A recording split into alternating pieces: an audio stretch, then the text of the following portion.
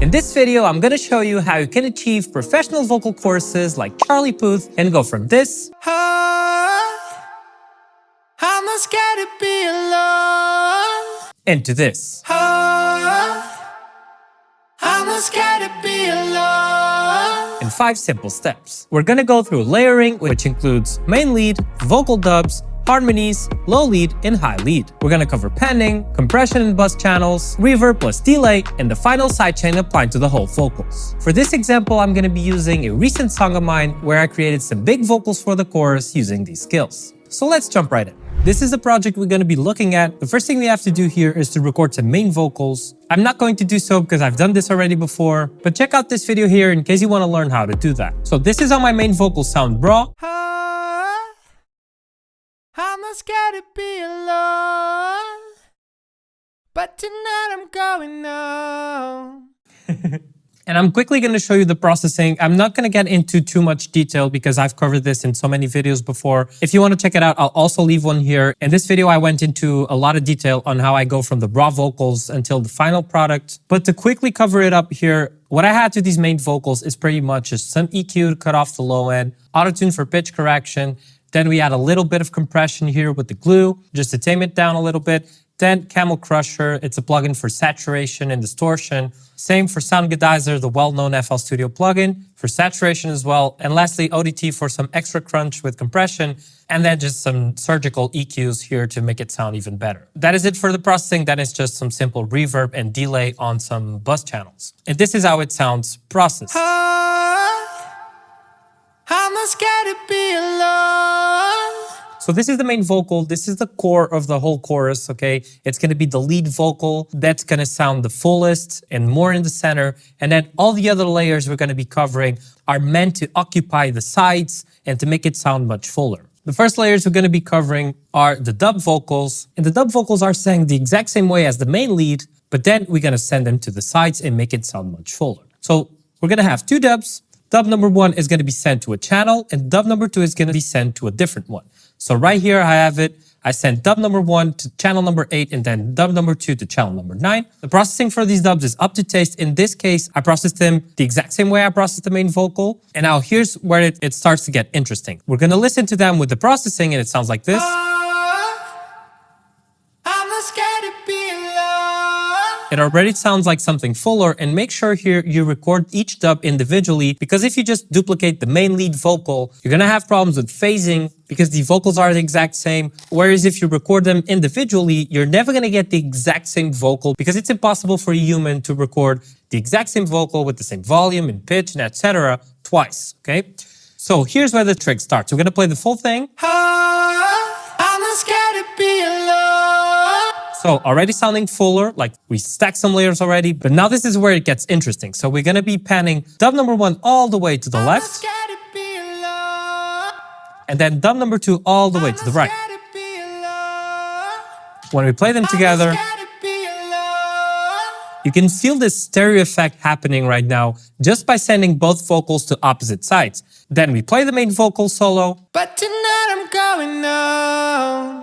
and now together. But tonight I'm going home. How cool is that? It sounds way, way fuller. Moving on, the next thing we're gonna be adding is a high lead. It sounds like this. I'm not scared to be alone. Okay, you just sing it 1 octave up, you process it the same way. I have it right here, high lead number 1. You can just do some different tweaks to the EQ to make it sound better. It's up to you, it's up to taste, and it sounds like this. I'm not scared to be alone. It's an extra layer to make it sound fuller in the high frequencies. Then we do the same, again, with an extra lead here. So high lead number 2. So for the second lead, we're gonna get little altar boy here. And we're gonna pitch it 12 semitones up. Look how it sounds. So it's gonna go even higher in the high frequencies, and it's gonna make that crispy, crispy high end sound really bright and really full. So this is high lead number 1, I'm not scared to be high lead number 2, scared to be alone. But tonight I'm going home. and the full thing. I'm not scared to be alone. So let's take off the high I'm not leads, scared to be alone.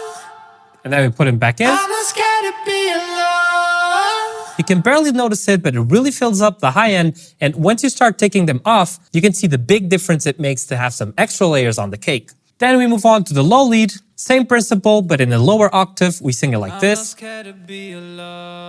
And you can see here that these vocals are definitely not perfect, okay? I'm missing the pitch a lot, and then Autotune is trying to correct it like crazy, okay? And I'm not a professional singer, not even close to that. I've been actually learning how to sing lately, but I know I can do better than this, and I would. And I did so for the main vocals, but here it's not always necessary because since you're singing more layers than just the main vocal, you're gonna be able to mask it out a little bit. Okay, so this is exactly what happened to me.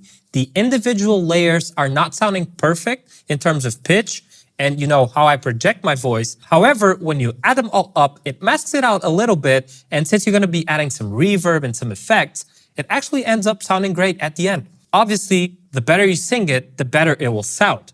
But I was content with this as a final product, and I use it in my chorus this way. So always keep it in mind that if you're just gonna sing the main vocal, only one lead, no layering, you gotta make it better than this or it will be noticeable. So low lead, same processing here, sounds like this.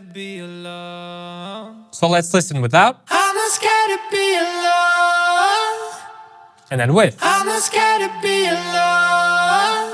You can notice it down there filling up that low end, and it really makes it sound cooler. So there's only one last layer we're gonna be adding here, and it is the harmony. For harmonies, you can go crazy with this, okay? Especially if you know how to do it. I mean, there's infinite possibilities. You can make it sound bigger and bigger and bigger. I'm not really good at making harmonies. I think I need to learn a bit more about it. So I usually just go about experimenting with my vocals, and then I come to FL, I listen to it and see if it sounds cool or not, but it's not something that I know a lot about theory-wise. So if you don't know what a vocal harmony is, it's pretty much singing the main vocal in a different note, kind of like creating a chord, right? So let's say our main vocal is hitting here at C5. When we sing a vocal harmony, we can go like to a third or something, or a fifth, and then we create a chord. If you want an easy way to make vocal harmonies, and you don't want to do it like me with trial and error, you can come here to the main vocal, let's right click, and let's select pitch correct sample, and then FL is gonna open new tone, and you're gonna hit Control A to select the whole vocal. And pretty much what you can do, this is how the main vocal sounds, right? I'm not scared to be alone. And you can drag it up to the third, for example. Like this. I'm not scared to be alone. And you instantly get a vocal harmony, as easy as that. So for mine here, I try to find the correct notes, and honestly, I switched it up after the first part of the chorus, so it goes like this. I'm not scared to be alone, but tonight I'm going out. So together with the main vocal sounds like this. Let me put it higher. I'm not scared to be alone, but tonight I'm going out. God, I'm switching up my phone. Lost, I just lost my way. You can see me drifting from the original notes of the main vocal, thus creating that chord effect with just one vocal harmony, okay? So there's different types of vocal harmonies, and there's some more complex ones, and you can actually really go crazy with this. Go with different rhythms, different notes. So instead of just going like a third or a fifth, you can be like switching up between those two while the vocal is going on. So you can definitely create some interesting chords, some interesting results with these vocal harmonies. So processing wise, we do the same once again. It's just copy and paste. We gotta make this fast. We want to finish our songs, right? And that is it. That is the main lead. I only have one last lead here, which is a reverb lead that I created for the second part of the chorus. It's not that important. It was just to create some reverb effect to make it sound fuller and create some contrasts between the first part of the chorus and the second one. It goes like this. Okay, I pitched it up as well.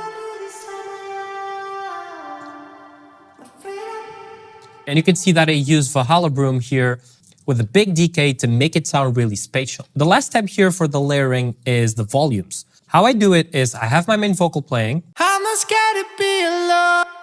I bring all these vocals down and I start bringing them up in volume until I find the perfect balance. Okay, so let's go with dub number 1. Usually, guys, I didn't do it for this song, but dub number 1 and dub number 2, you can see that I'm sending all of this to a chorus bus. So it's the final bus that I'm gonna be covering later in the video. But usually, I always send my dubs to a dub bus that I have before the chorus bus, so I can control both dubs since it's left and right, control them at the same time, and then I send that bus to the chorus bus, okay? I didn't do it here, so we're gonna have to find the balance between these two later. So let's bring them up while we play them in vocal. I'm not scared to be alone, but tonight I'm going home. God, I'm switching up my phone. The last I just lost my... You just want to make it sound bigger, but you don't want the dubs to replace the main vocal. Since I don't have this extra buzz here for the dubs, just make sure you listen to both left and right channels to make sure that dub number 1 and dub number 2 are at the same volume. So let's solo dub number 1 here. I'm not scared to be alone, Let's put but both. tonight I'm going home. God, I'm switching up my phone. The last I just lost my... Something like this would be okay. Then we start bringing up the high leads. I'm not scared to be alone, A little bit. Let's bring but this one up. tonight I'm going home. God, I'm switching up my phone. I'm not Slowly. scared to be alone, but tonight I'm going home. And finally the harmony. I'm not scared to be alone, but tonight I'm going home. Okay, it doesn't have to be perfect. It's up to taste. But you just want to make sure that everything is leveled out and that no layer is taking away too much presence of the other layers. So the full thing sounds like this. I've been struggling for so long. Why do I do this on my own? First is the main vocal. I'm afraid I'll do my heart of stone. The last I just lost my way. Now that we covered the layering, for the second part, we're going to be talking about panning. So this is an actual trick that I learned from Charlie Puth, and I believe he learned it from Billie Eilish's brother, Phineas. And what we do here is really simple. We're just going to go to each individual vocal except for the dubs, because I like to send mine 100%, one to the right, one to the left. And what we're going to be doing is we're going to give it random values to the panning of each of those layers. So for the first one, the chorus lead, which is our main vocal, we're going to keep it in the center because we want that one to shine. We want that one to be the main vocal of the chorus. Then dub number 1, 100% to the left. Dub number 2, 100% to the right. Then we move on to the high leads, high lead number 1 and high lead number 2. So high lead number 1, we pen it randomly to the right. I got like 10%. And then the second one, I pen it a little bit to the left. So at around 16%, okay? And we do the same for the whole thing. So we go down to the low lead, I pen it 7% to the left, harmony lead, 11% to the right. And think about this like an orchestra where you have different instruments playing at a stage, right? The piano is here more to the right, then we have the cellos a bit to the left. And it's exactly the same. We just want to fill up that stereo image and make it sound more natural, but especially fuller and bigger. Now, the third thing I want to cover is the compression in buses right here. So to make sure we glue everything together and the whole chorus sounds as one, we're going to be sending all these individual layers. We're going to select them with Control and then drag the left key of your mouse, okay? And we're going to right-click the chorus bus right here and do Route to this track only. This is going to make sure that each layer is going to be disconnected from the master here, all right? As you can see, it's not connected. And it's going to be sent to the compression bus right here, the chorus bus. Just be careful when you right click and do route to this track only. If you have any reverbs assigned to these layers, they're going to be disconnected as well. So make sure you do this before you make your reverbs here. Or if you want a simple trick, let's imagine that the main vocal here is only connected to the master. Instead of right clicking here, you can manually just go to the master, okay, left click to disconnect, and then left click on the chorus bus to connect it, okay?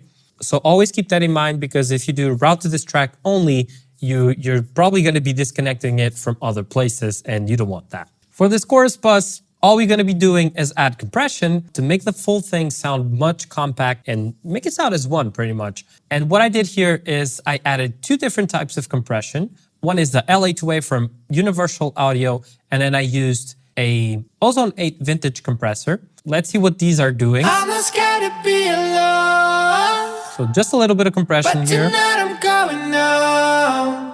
You just bring up the gain and then hear the peak reduction until you see it compressing a little bit until like -2, -3. Okay, that should be enough. And then we move on to Ozone 8. I'm not scared to be alone. You start bringing it down, and we also see here like -1, -2.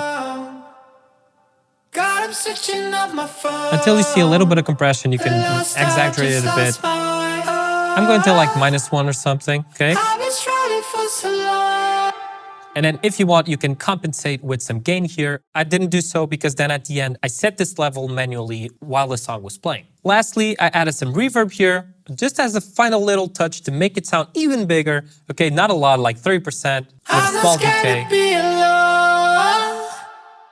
But tonight I'm going up. We can try and see the before and after, which is usually quite hard with compression, but let's try it out. This is before and then after. I'm not scared to be alone. So these are small changes that will control the peaks of the vocals and make the lower parts sound higher and closer to the higher volume parts. Then all that's left is the reverb and delay and the final sidechain. For reverb and delay, what we could do here is get the chorus bus and add it individually here, or send it to a reverb bus channel, which will make even more sense. So you can like EQ it after and treat the reverb separately. For me, I was doing this as I was recording the individual layers, so it's kind of a mess, but I'm gonna explain it to you so you get the idea. So for the main vocal here, I processed it individually first, and then I sent it to my reverb bus, which is a FabFilter Pro R with a 3-second decay. Okay, and make sure you have the mix or the wet knob 100% if you're using it on a channel bus, because then you're going to be controlling the levels here with the send, right? So reverb, and then I send it to a second reverb here, which is the Valhalla plate. And once again, I use this vocal reverb bed that it's going to be way in the back and on the sides to make it sound bigger. So let's turn off the chorus and see how the reverb sound. Right, they're quite big, quite on the back, quite on the sides. And then for the dubs, I only add reverb on the chorus bus, nothing for the high leads. For the low lead, I added a little bit of reverb on the same bus as well, nothing for the harmonies, and then the reverb lead has a Valhalla room right here in the same channel track. And that is it. Then at the chorus bus, like I told you before, I had a small reverb here just to make it sound a bit bigger, and I sent it to the delay bus, which is an Echo Boy, and then I automate it in the mix, I believe right here, just to make some words pop out with delay a bit more. Nothing too complex. Once again, if you want to check how I process my vocals and then add reverb and delay, check out this video right here. It should be more than enough to get you started and reach that nice level. Now the last thing is going to be sidechain, and we're going to be using a ghost kick to sidechain this to the original instrumental. So this is how the instrumental sounds together with the vocals.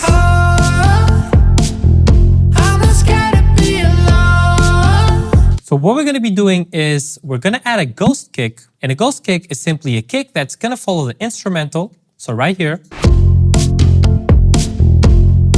you just find every kick that you used and then you put a ghost kick on top of it. This ghost kick is going to be sent to a channel, 22 right here, and we're going to take it off the master. So it's not going to be playing in the song. And why do we use it? We're going to be using this ghost kick to send its information to the vocals. Just so the vocal knows when a kick is playing in the original track, in the original instrumental, and then the vocals know, okay, so a kick is playing, we have to duck down in volume so our track can hit harder, right? So this is what we do. Disconnect it from the master, click on it, right-click on the chorus bus, which is the chorus to where we want to send the kick information, right-click, send to this track, and then we add a limiter or any compressor that allows you to do sidechain compression, and we select the compression here, right-click and select ghost kick. We bring down the threshold and up the ratio, and we start compressing.